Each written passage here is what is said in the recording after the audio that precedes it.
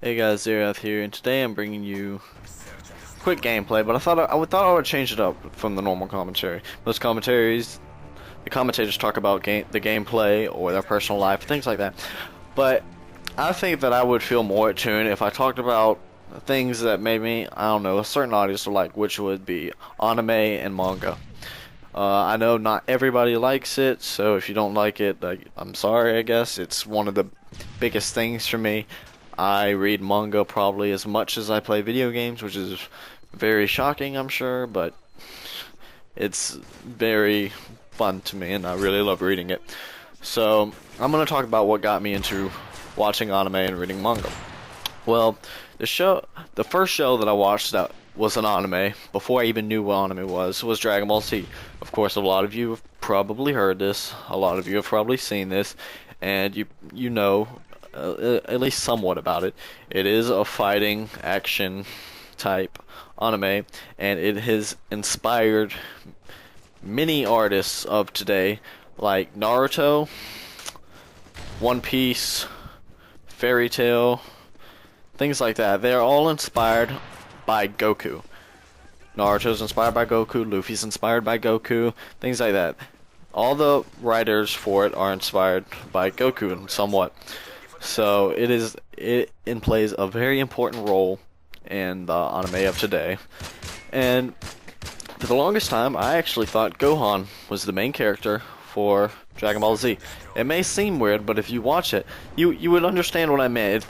And Akira Toriyama even said that he focused more on Gohan in Dragon Ball Z because I guess it related to more people. But as you can tell, after the Cell Saga, Gohan started decreasing with all that Great Saiyan Man type stuff, and Akira Toriyama focused it on Gotenks, Trunks, and then Goku more. I mean, Goku has always been the main character, but he focused more on the kids, as you could tell by Dragon Ball and things like that.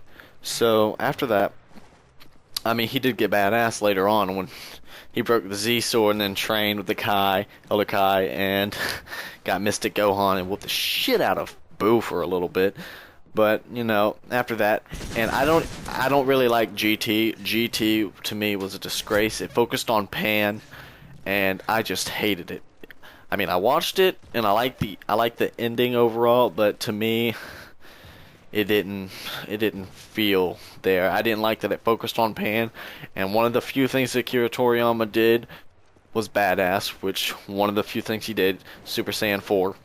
Completely amazing. I jizzed everywhere. I had to cover my fucking room and wipe everything off. Things like that, whatever. First time I saw him go Super Saiyan as a kid, I was fucking ecstatic as shit. I was freaking out, screaming, "Oh my god!" Tried to do a few Kamehamehas, succeeded, blew up Pluto, that's why it's not a planet anymore. Things like that, small things NASA and all of them couldn't tell you. But, anyways,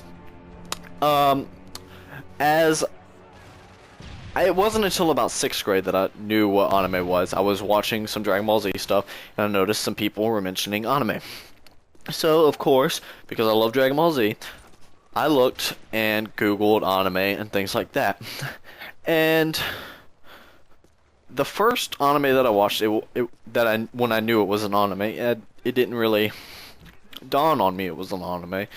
But I mean, I knew what it was at that time, and it wasn't an action one. It wasn't anything good. It was just, I think, like 8 or something episodes long, and it was called Onigai Sister, or Please Sister, things like that. And it was just about a guy, and he went and lived with, I think, his 2 sisters, and please forgive me, it's been 5-6 years since I've watched it, and he went and they were fighting over him and things like that. Then after that, I watched that one, and then I watched Onigai Sensei, or Please Sensei, Please Teacher, whatever you call it.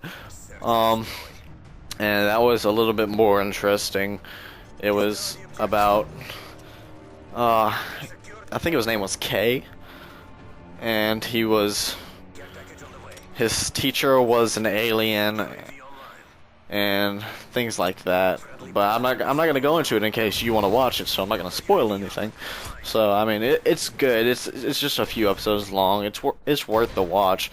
But yeah. And then I started watching anime, and it wasn't for maybe I'd say maybe a year or two, probably something around that, until I found out what manga was. Um, what got me into manga was that I was watching an anime called Air Gear.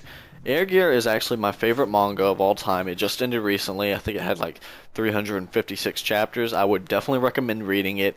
It is amazing. The reason why it got me into reading manga was because after season 1, Air Gear did not have any more seasons. I was oppressed because I knew that it hadn't ended, but they said that they were not making any more seasons, which they might make more seasons if more people were gonna buy it, but you know, still, I don't think they made any more. So that's what got me started reading manga. It's the reason why. Here, let me grab it. Things like that. It is the reason why I started reading manga. It is amazing to me, and I loved it. It was great. After that, I started going to a site called One Manga, but that got shut down 2 years ago, I think, a year or two ago, because of some copyright bullshit, which was very sad. But I found more sites, so I go on a lot of sites daily, and I read manga, and I just thought that, you know, it would be fun for a change to talk about things that I know a good deal about, which would be manga and anime. So from now on, I'll probably focus on one specific anime slash manga for a whole episode, and I'll talk about that from now on. So I thought that I would start it off by telling y'all what got me started on anime, manga, and things like that. So I hope you guys enjoyed, and I get called a hacker right here, as far as I believe, if I remember. Obvious hacks. I say something funny right here. I say something like, yeah, obviously. Something. Yeah, I didn't actually hack though, but you know, whatever, all these PC people. Anyways, thanks for watching, guys. This has been Xarioth. Hope you had fun. Peace.